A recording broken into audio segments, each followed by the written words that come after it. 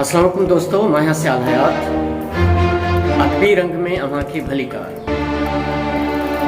सिलसिलो है तारीख़ जो वर्क।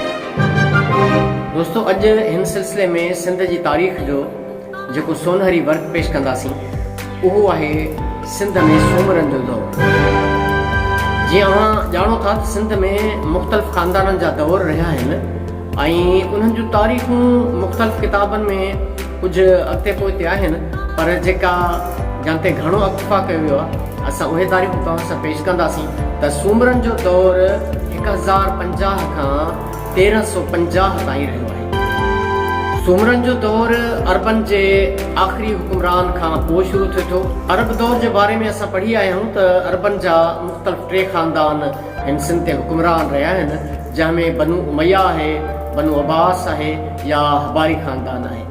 त हबारी ख़ानदान जे आख़िरी हुकुमरान खफ़ीफ़ जे क़त्ल थियण खां पोइ सिंध ते सूमरन जो दौर शुरू थियो। खफ़ीफ़ जे मरण जे हवाले सां असांखे ख़बर आहे त उन वक़्तु महमूद गज़नवी सिंध ते काह कई, मंसूरा ते कब्ज़ो कयो हुयो ऐं सॼी सिंध जे मुख़्तलिफ़ इलाइक़नि में फुरलुट कई, फुरमार कई। त उन वक़्तु या उन खां अॻु में कुझु हालात अहिड़ा हुआ जो अरबन जी जेका सिधी से हुकुमरानी हुई उहा हितां ख़तमु थी चुकी हुई ऐं नंढियूं नंढियूं रियासतूं ऑलरेडी क़ाइमु थी चुकियूं हुयूं। त खफ़ीफ़ जे मरण खां पोइ थरी नाले खां शहर में जेको हिन वक़्तु सिफ़े हस्ती ते मौजूदु न आहे, उनजा आसार ठटे बदीन में ॿुधाइनि था। उते कुझु सरदार गॾु थिया ऐं उन वक़्तु जे हिकिड़े बहादुर नौजवान सूमरो के सूमार के सूमरो को सूमरा नाले उहो ॿुधाइनि था तारीख़ुनि में, उनखे पग ॿधायो त तव्हां सिंध जे बाक़ी जेका रहियल आहिनि इलाइक़ा उन्हनि जी वारसी कयो ऐं हीअ जेका खाना जंगी आहे उनखे ख़तमु कयो। उन नौजवान न सिर्फ़ु हितां जा इलाइक़ा ब्राह्मणाबाद, अलोर या अरोड़, सेविस्तान न सिर्फ़ु उन्हनि ताईं पंहिंजी हुकूमत ॼमाई, पर मुल्तान में हुन पंहिंजो हेडक्वार्टर क़ाइमु कयो ऐं अहिड़े तरीक़े सां सॼी सिंध जी जेका पुराणी कंडीशन हुई उन सॼी खे बहाल करायो ऐं ॾाढे अमुन अमान सां पंहिंजी हुकूमत हलाई। उनखां पोइ भूंगर आहे, दोदो आहे या मुख़्तलिफ़ क़िस्म जा तक़रीबन को 25 खनि हुकुमरान सूमरे ख़ानदान जा हिते थी गुज़रिया आहिनि। ऐं आख़िरी हुकुमरान सूमरन जो जेको हुयो सो हमीर सूमरो हुयो, जंहिंसां अलाउद्दीन खिलजी जी जंग थी वई। उनखां पोइ सूमरन खां जी हुकूमत कमज़ोर थी वई, पर सूमरन जी हुकूमत बाज़ाब्ता ख़तमु समन जे हथां अथई, छो जो समा जेके सूमरन जा साथारी हुया उन्हनि जी पाण में जॾहिं अणबण थी पई त सूमरन जी हुकूमत कमज़ोर थी वई ऐं समा वधीक ताक़त वठी विया। उन ते वरी समन जे दौर में ॻाल्हाईंदासीं। सूमरन जे दौर जूं निमाया ख़ासियतूं इहो हुयूं त इल्मु अदब उन में तरक़ी कई, जंहिंजे करे सिंधी अदब जो हिन खे बुनियादी या शुरूआती दौर सॾियो वेंदो आहे। हिन में भागू भान, सुमंग चारण ऐं ॿियनि शेरो शाइरी कई या किस्सा गनान शुरू थिया जेके इस्माइली फ़िरके जा हुया, पीर सदरुद्दीन शाहजा, नूरुद्दीन शाहजा या अहिड़े तरीक़े सां इल्मु अदब बहरहाल तरक़ी कई ऐं हिकिड़ो नओं रुख मिलियो हिन सिंध जे अदब खे। सूमरन जे दौर में जेका शाइरी आहे उन जी शुरूआत गनान सां थी ऐं उनखां पोइ सूमरन जे दौर जी निमाया ख़ासियत इहा बि आहे त मरथां शेखण जेका आहे सा उन दौर जी शाइर आहे, औरत शाइर आहे जंहिंजी शाइरी जा कुझु बैत मिलनि था। ऐं उनखां सवाइ सूमरन जे दौर जी उन खां बि वॾी निमाया ख़ासियत मुंहिंजे ख़्याल में इहा आहे त उन जे इन्हनि 20-25 हुकुमराननि में 2 या 3 हुकुमरान औरतूं बि थी गुज़रियूं आहिनि, जंहिंमें ताराबाई, हमूबाई ऐं टी ज़ैनब सूमरो जंहिंजे हवाले कुझु तारीख़नि में मिले थो त ज़ैनब साॻी ताराबाई हुई। बहरहाल 2 या 3 औरत हुकुमरान बि सूमरन जे दौर में रहियूं आहिनि, जंहिंमां अंदाज़ो थिए थो त सूमरन जे दौर में माण्हुनि में अख़लाक़ियात एॾी वॾी हुई या माण्हुनि में जेका ऊच नीच जा फ़र्क़ु या तबक़ाती सिस्टम एतिरो ख़तमु थी चुको हुयो, या वरी ईअं खणी चइजे त माण्हू एॾा बाशऊर थी विया हुआ जो हिकिड़ी औरत जी हुकुमरानी खे बि हुननि तस्लीम कयो ऐं 10 साल खनि उन ताराबाई ॾाढी ख़ुशि असलूबी सां हुकूमत कई। उनखां पोइ हमूबाई ॾाढी ख़ुशि असलूबी सां हुकूमत कई। त सूमरन जो दौर इन हवाले सां ॾाढो निमाया दौर आहे। सूमरन जे दौर जी ॿी जेका वधीक मशहूरु ॻाल्हि आहे उहा आहे किस्सा, जेके हिन वक़्तु असां शाह साईं जूं सूरमियूं पढ़ूं था, 7 सूरमियूं, उन्हनि में अक्सर किस्सा सूमरन जे दौर जा आहिनि। मिसाल उमर मारवी वारो किस्सो सूमरन जे दौर जो आहे, उमर बादशाह सूमरो हुयो, उन जे दौर जो किस्सो आहे। या मूमल राणो सूमरन जे दौर जो किस्सो आहे, सोरठ राय ॾियाच सूमरन जे दौर जो किस्सो आहे। त घणा जेके ससुई पुनू ख़ुदि जेको आहे सूमरन जे दौर जो अवाइली ऐं शुरूआती किस्सो आहे। त इन करे सूमरन जो दौर तमामु घणी अदब में जाइ वालारे थो जो इहे शाह लतीफ़ जा बयानु कयल समूरा तक़रीबन समूरा किसा, छो जो कुझु समन जे दौर जा बि आहिनि, तक़रीबन समूरा किसा सूमर जे दौर सां तालुक़ रखनि था। सूमरन जे दौर में ही न सिर्फ़ इश्किया शाइरी कई वई, न सिर्फ़ मज़हबी शाइरी जिन में गनान शामिल हुआ, न उहा कई, पर रज़मिया शाइरी जंहिंखे जंगी शाइरी चऊं उहा बि कई वई, जेके भागू भान या सुमंग चारण हुया।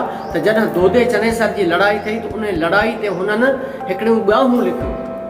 ॻाह दोस्तो हिकिड़ी शाइरी जो अहिड़ो या किसे जो अहिड़ो क़िस्म आहे जंहिंमें उन वक़्त जा जेके शाइर हुया या फ़नकार हुया उहे ॻाह खणंदा हुआ, जंहिंमें उन किसे ते शाइरी बि हूंदी ऐं उन किसे जो अहवाल बि ॿुधाईंदा हुया ऐं प्रोग्रामनि में वॾनि मेड़ाकनि में उहो पेश कंदा हुया। त दोदे चनेसर जे किसे खे तमामु घणी शोहरत मिली, उन दौर में लिखियो वियो। सूमरन जे दौर जी इहा ख़ासियत आहे त हू जंगी हवाले सां बि सूमरा एतिरा मज़बूत हुया जो ॿाहिरां खिलजनि जूं या ॿियनि जूं केतिरियूं गाहूं थियूं, पर सूमरन सभिनी सां मुड़सी सां न सिर्फ़ु मुक़ाबिलो कयो पर पंहिंजनि सरहदनि जो बचाव बि कंदा आया। सूमरन जे दौर में बादशाहनि जे हवाले सां इहा बि हिकिड़ी निमाया ॻाल्हि आहे त उन में अक्सर बादशाहनि जा नाला रिपीट थियनि था, वर्जाव आहे उन्हनि में। जीअं उमर सूमरो आहे त उमर सूमरे जे नाले सां 2-3 बादशाह थी गुज़रिया आहिनि, हमीर नाले सां 2-3 बादशाह थी गुज़रिया आहिनि, दोदे नाले सां 2-3 बादशाह थी गुज़रिया आहिनि। त अहिड़े तरीक़े सां उन्हनि में वर्जाव आहे।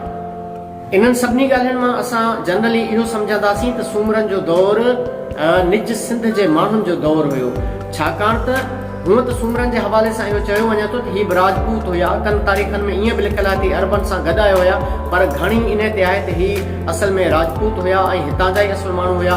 पर अरबन जे हिते अचण खां पोइ कुझु वक़्त खां हिननि इस्लाम क़बूल कयो ऐं आस्ते आस्ते उन्हनि ताक़त वरिती ऐं हुकुमरानी अरबन जे वञण खां पोइ वरिती, छाकाणि त अरबन जे दौर में ई हुननि जा वास्ता आम माण्हुनि सां बि हुया त गॾोगॾु अरबन सां बि हुया, जंहिंजे करे सूमरा ताक़त में अची विया।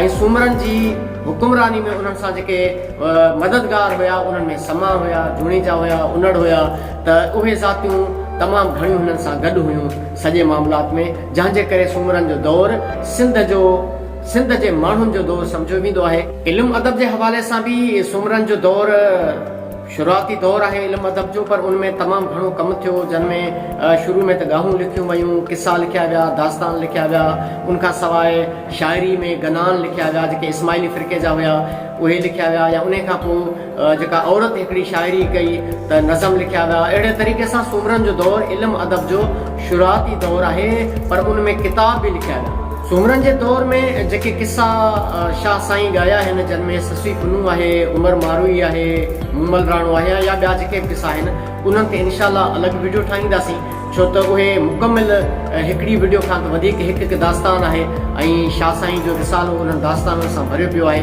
त उन ते इनशाअल्लाह अलॻि वीडियो ठाहींदासीं। अहिड़े तरीक़े सां दोदे चनेसर जो जेको किस्सो आहे उहो ख़ुदि हिकिड़ो वॾो दास्तान आहे, उन ते इनशाअल्लाह अलॻि वीडियो ठाहींदासीं। हिन सूमरन जे दौर जे हवाले सां जेका मालूमात तव्हां सां शेयर कई आहे त 20-25 उनजा हुकुमरान हुया या उनजो दौर कहिड़े क़िस्म जो थी गुज़रियो आहे, इन में जेकर तव्हां वटि के सलाहूं हुजनि, के राया हुजनि हिन वीडियो ॾिसण खां पोइ, उहे असां सां ज़रूरु शेयर कजो। इनशाअल्लाह असां कोशिशि कंदासीं त सिंध जी तारीख़ मुख़्तसिर नमूने सां पर सादन लफ़्ज़नि में तव्हांजे साम्हूं पेश कयूं, जीअं असांजे नौजवान नसुल वटि इहा तारीख़ न सिर्फ़ु मुंतक़िल थिए पर उन्हनि में हिकिड़ो शऊर बेदार थिए ऐं उहे बि अहिड़े तरीक़े सां पंहिंजी सिंध जी तारीख़ खे, पंहिंजी जाग्राफी खे, पंहिंजी तहज़ीब खे, पंहिंजे कल्चर खे, पंहिंजे इल्म खे, पंहिंजे अदब खे हू सम्झनि ऐं उन्हनि में हिकिड़ी नमाण पैदा थिए, हिन रुख में कमु करण जो उन्हनि में रुझान पैदा थिए। त दोस्तो तव्हांजा राया असांजे लाइ तमामु वॾी अहमियत रखनि था। ही तारीख़ जा वर्क जेको सिलसिलो आहे उहो मुकमिल तारीख़ जे हवाले सां आहे। हिन असांजे चैनल ते तव्हांखे ॿिया सिलसिला मिलंदा जंहिंमें किताबनि जो तारुफ़ आहे, शाइरी आहे, इल्मु अदब आहे, उहे सभई बि जेकॾहिं तव्हां असांजे हिन चैनल खे ॾिसंदो तव्हांखे ॾिसण लाइ मिलंदा, त ॾिसंदा रहो अदबी रंग। ऐं जेकॾहिं असांजो ही चैनल तव्हांखे वणे थो उनखे लाइक, शेयर ऐं सब्सक्राइब ज़रूरु कजो। तव्हांजी वॾी महिरबानी।